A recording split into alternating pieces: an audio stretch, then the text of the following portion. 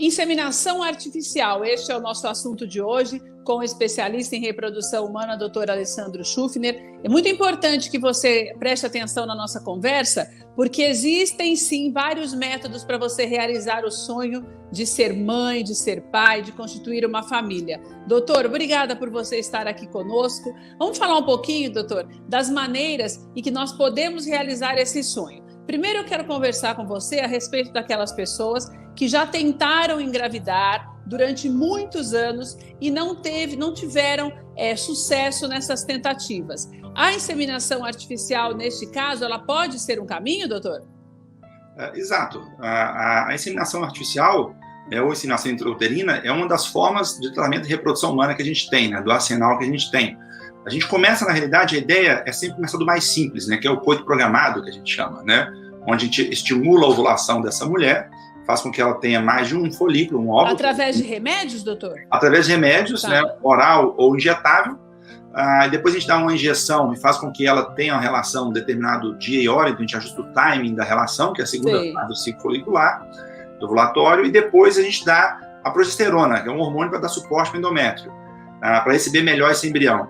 E na inseminação artificial a gente faria a mesma coisa, só que você está criando mais atalhos, você está controlando mais processos, né? Então, ao invés da paciente ter a relação sexual, será que o muco cervical, né, do colo do útero não está legal? Teria um pH baixo, um pH ácido? Então, a gente cria um atalho sobre isso, onde a gente pega os espermatozoides através de um espermograma, como uma coleta do espermograma, separa esses espermatozoides melhores, né, melhora esse espermatozoide laboratorialmente falando, põe num catéterzinho, como se fosse um canudinho, e vai no fundo do útero e deposita. Então, a gente cria um atalho sobre o muco. Isso é um fator que ajuda a engravidar mais. Agora, doutor, se o problema é com o homem, o procedimento é o mesmo? Se for um problema leve nos espermatozoides, ainda assim poderia ser feita a inseminação intrauterina também, né? Porque você teria a vantagem de pegar todo o ejaculado, né? Habitualmente o homem tem 1,5, 2 ml de ejaculado, você pegaria todo esse ejaculado e prepararia, enquanto uma relação cai 500, 800 microlitros no colo, talvez do útero. Talvez isso não seja suficiente.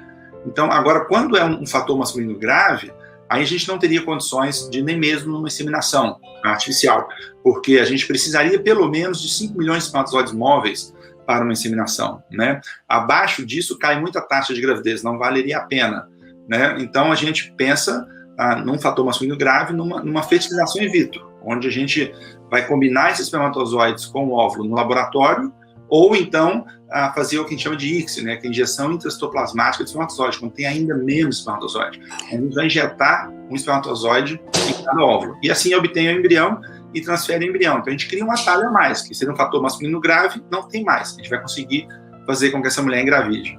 Doutor, então a inseminação artificial é uma coisa, ou seja, ela pode ser feita mesmo durante a relação, a pessoa tendo a relação sexual e programando tudo isso, ou fazendo in vitro, mas qual é a diferença da inseminação artificial para esta reprodução in vitro? Na verdade, são nomes diferentes para o mesmo procedimento?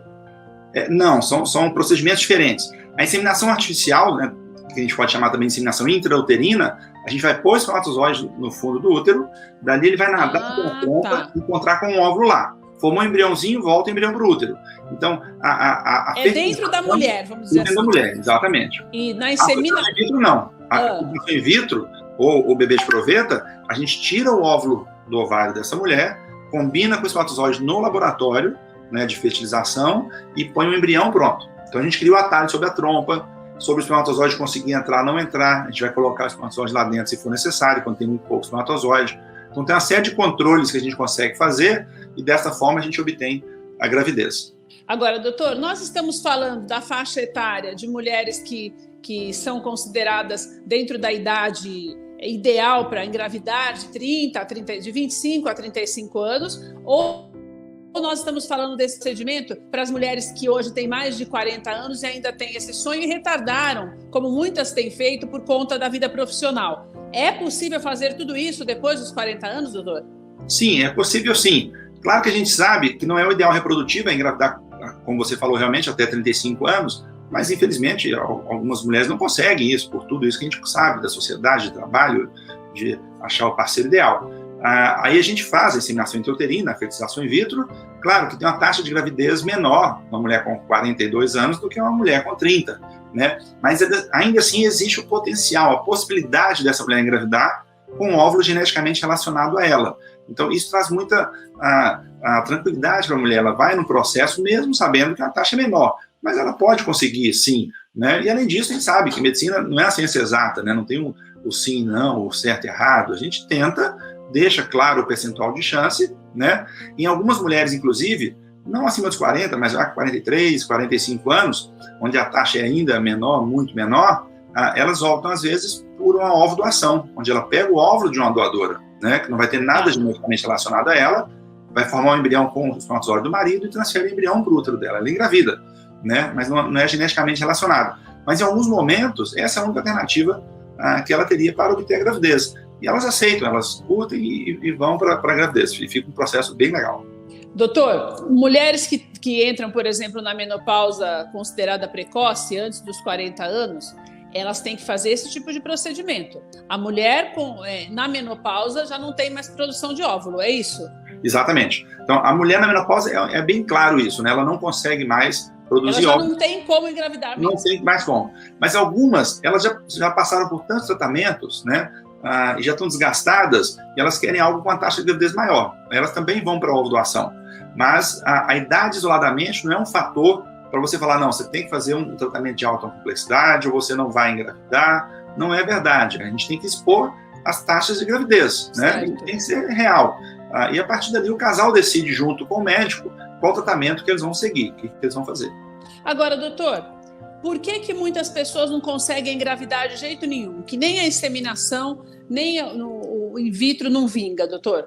É algum problema da pessoa mesmo, que o organismo não aceita? Porque eu conheço pessoas, por exemplo, que tentaram fazer inseminação artificial mais de 8 vezes.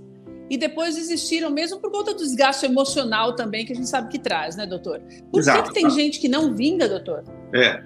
O que a gente sabe também, assim, tem uma coisa bastante enigmática em reprodução humana, que é exatamente a interação do embrião com o endométrio, que é a parte interna do útero que recebe o embrião, né? Sei. Porque, na verdade, o modelo epidemiológico, o modelo científico correto, você deveria tirar o útero das mulheres e ver como é que está aquela implantação daquele embrião. 100 mulheres um dia, 100 no outro, 100 no outro, 100 no outro, e assim você entendeu o que de fato aconteceu, né? Então isso a gente não sabe, então fica muita especulação do que de fato está ocorrendo ou deixando de ocorrer. A gente sabe, por exemplo, que tem um mecanismo que a gente acha que tem em humano, porque tem outras espécies de mamífero, primata, não humano inclusive também tem, chama de crosstalk, né? Que é a conversa cruzada entre o embrião e o endométrio. Que a gente costuma falar que é um mecanismo de chave e fechadura, né? Tem que ter as duas coisas, né? Faltou um, não vai acontecer a gravidez. E um melhora o outro, né? Então chega o embrião na célula lá do endométrio e fala assim, apareça o receptor aí, porque eu estou aqui para invadir. E tem mulheres que talvez não expressem esse receptor, né? É muito raro. Não existe uma explicação. Não existe explicação correta, infelizmente não, né? A gente sabe da janela de implantação, que é um período específico que o embrião implanta. Algumas mulheres a janela é mais lenta, mais rápida, isso a gente tem que ajustar, mas ainda assim, mesmo isso também é bastante discutível ainda na literatura. Doutor, quem é que não deve nunca fazer um tratamento para engravidar através da inseminação? Existem contraindicações? A inseminação artificial, a inseminação intrauterina, ela tem, não contraindicações, mas é porque o sucesso é muito pequeno, seria exatamente fator masculino grave, fator tubário, né? Algum tipo de doença pode impedir também, doutor? Às vezes alguma doença, aí vem a contraindicação do obstetra, do clínico geral, né? Então, por exemplo, a mulher tem uma pressão alta muito alterada, tem um controle tão fácil, muito alterada, e ela não conseguiria ter um controle disso ainda de forma mais eficiente durante a gravidez. Então é melhor não engravidar, né? Então alteração cardíaca grave. Então às vezes tem paciente que não chega a gente. Outras mulheres com câncer, hoje vigente, com os hormônios da própria gravidez, não é nem do tratamento em si, o tratamento é curto período, a gente está falando de 8, 10 dias, mas a gravidez são 9 meses de hormônios altos também, né? Então tem determinado tipo de câncer que é contraindicado em engravidar por causa dos hormônios que a gravidez levaria. Então a gente não vai tratar uma mulher dessa, ela é contraindicação da obtenção da gravidez. Aí essas é o inverso, a gente tem que criopreservar o óvulo dela para no futuro ela poder engravidar, né? Mas no momento não é o ideal que essa mulher engravide. Doutor, você tocou num assunto muito importante também, que é essa história de guardar os óvulos. Se eu tenho 35 anos e acho que agora não é o momento de engravidar, com 35 anos eu posso fazer essa retirada dos óvulos e guardar, congelar, da maneira como é feito mesmo pelos profissionais, pelos médicos, e estes óvulos guardados, eles vão estar bons para daqui 10 anos, por exemplo, se eu resolver engravidar com 45? Exato. O óvulo que congele, ela permanece com aquela característica do momento em que foi congelado, independente. Ela não envelhece. Não envelhece. Tá. Então, passou 5, 10, 20 anos, não tem problema. Ela vai conseguir engravidar com aquele óvulo. E com a vantagem, congelou aos 35, ela tem a chance menor de ter uma doença cromossômica naquele óvulo do que uma mulher aos 40, 42. Então, mesmo que depois ela poderia, por exemplo, engravidar com relação sexual, porque aos 35, quando ela congelou, ela não tinha um parceiro que ela quisesse engravidar. Aos 42, ela tem. Mas eu não estou querendo usar aquele óvulo de 42 porque tem a chance maior de ter uma doença cromossômica. Então, eu vou usar meu óvulo quando eu tinha 35 anos. Já está guardado. Está guardado. E aí, o tempo não interfere. Onde foi congelado, eu mudei de país, mudei de estado, de cidade, não tem problema. Né? Hoje tem empresas de transporte biológico, material biológico, muito seguras. Então, isso tudo traz tranquilidade para essas mulheres. Inclusive, no ano passado, né, em 2020, por conta da pandemia que a gente está vivendo ainda, Brasil e mundo foi a mesma coisa, Europa, Estados Unidos, o número de pacientes congelando óvulo foi muito grande, né? Porque eram pacientes que, de certa forma, não estavam se encontrando com alguém, não tinha perspectiva de encontrar com alguém para que pudesse ter filho. Não conseguia nem namorar, né, doutor? Quanto nem namorar, o melhor é congelar óvulo. Doutor, uma mulher, o ideal, a pessoa é que a gente fala isso, né? Mas eu sei que a gente não tem a gente não costuma ter esse planejamento quando tem 20 e poucos anos, não fica pensando, vou congelar óvulo porque posso querer ter filho depois dos 35. Mas se eu congelar com 25 anos, por exemplo, o óvulo é melhor do que quem tem 35? Na realidade, não. Né? O que se tem é que parece que até 30 é muito parecido, entendeu? É a mesma coisa, eu diria. De 30 em diante começa a haver uma queda, mas ela não é estatisticamente significante ainda, ela não é importante. Né? Então, é só depois de 35 mesmo que 35, Até 35 é a mesma coisa, entendeu? Ela poderia congelar aos 34, 35 e vai ter um sucesso, uma chance muito grande. E uma vantagem também de congelar nessa faixa etária é que às vezes você consegue o número de óvulos bom em uma única tentativa, né? Aí eu tenho 40 anos. Como assim, doutor? Por exemplo, a paciente tem 30 anos de idade. É um termo em inglês, um trabalho publicado há uns anos atrás em Boston, que ele fala assim, chama one and done, né? Uma vez e ela vai engravidar. Né? Pronto. Ela fez um estímulo e ela conseguiu 20 óvulos. É próximo de 100% a taxa de gravidez numa mulher com 30 anos com 20 óvulos, né? 92, 90%. Pode até engravidar de mais de um, né, doutor? Pode até engravidar de mais de um. Só que essa mesma mulher, se ela tiver 42 anos, para ela conseguir esses 20 óvulos, ela não vai conseguir em uma única vez, vai ter que fazer 3, 4 vezes, e ainda assim não atinge os 90%, entendeu? Ela vai atingir uns 70%, né? Então, essa é a diferença da idade, do impacto da idade. A outra também vai conseguir, só que vai ser mais difícil, mas o caminho mais árduo, mas chega lá, né? Doutor, quanto mais jovem, melhor. Se eu tiver com essa coragem toda de passar dos 40 e ainda quiser ter mais de um, o que eu guardo de óvulo é o suficiente? Pode não? É o suficiente para eu engravidar 2 vezes? Dependendo do número de óvulos, sim. Né? Você tem, ainda mais se você conseguir engravidar no primeiro lote de óvulos, né? E você tendo mais óvulos, deixe congelado e use no futuro para a segunda gravidez. Não precisa descongelar tudo de uma vez? Não precisa descongelar. A gente congela em lotes de 4, 5, 6, exatamente porque hoje melhorou muito o meio de cultura, de descongelamento, de incubadoras. Então, essa coisa facilitou com que a gente injete menos óvulo, tenha melhor qualidade de embrião e transfira 1, 2 e vai obter a gravidez. Doutor, sabe o que eu quero te perguntar? Eu me lembrei agora da atriz Solange Couto, que, se não me engano, ela engravidou quando ela tinha acho que 52 anos, que ela tinha se casado de novo e tal. Se ela congelou o óvulo, e, por exemplo, se eu congelo o óvulo e quero ter o filho depois dos 50 anos, o risco de morte ou de alguma doença para mim, pelo fato de eu já ter mais de 50 anos, é muito grande? Isso não é aconselhável, doutor? Não é aconselhável na maioria das vezes, né? A ponto de, para a gente poder fazer um tratamento hoje acima de 50 anos de idade, né, mesmo que seja o óvulo de uma doadora ou o óvulo daquela mesma mulher que congelou aos 30, a gente precisa de uma junta médica, né?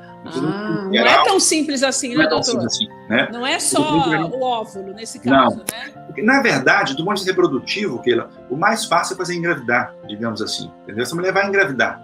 Mas só que a gente não quer colocar a vida dela em risco. Lógico. Nenhum motivo. Então, a gente tem que ter toda essa avaliação do clínico, do médico de pré-natal de alto risco, entendeu? Para exatamente fazer um aconselhamento adequado e, junto com o médico de reprodução humana, a gente trata. Porque a parte mais fácil, eu diria, é de quem vai fazer engravidar, que é o médico de reprodução. Porque o útero em si, a gente consegue fazer com que essa mulher engravide, né? Me parece, eu não tenho certeza, da maior idade de uma mulher engravidar, eu acho um casal indiano, a mulher tinha 72 anos, 62 Pelo amor de Deus, gente. É uma loucura. É uma loucura, gente do céu. Mas para você ver como é que funciona, desde que o óvulo seja jovem, né? Mas, como é mais fácil do que se imagina, né, doutor?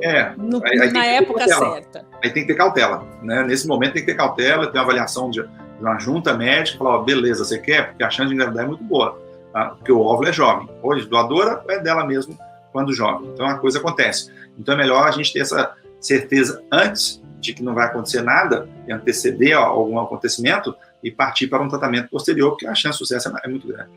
Doutor, muito obrigada pelas suas informações.